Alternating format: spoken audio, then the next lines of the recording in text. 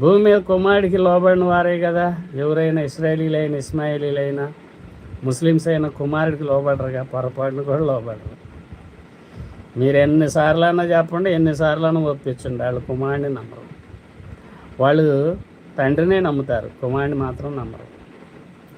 అందుకని ఇక్కడ దేవుడు ఏం చేశాడు? సర్వహక్కులు కుమారుడు పేటెంట్. కుమారుని ద్వారానే మీకు రక్షణ, కుమారుడు లేకపోతే లేదు. కుమారుని యందు విశ్వాసం ఉంచువాడే నిత్యజీవం గలవాడు.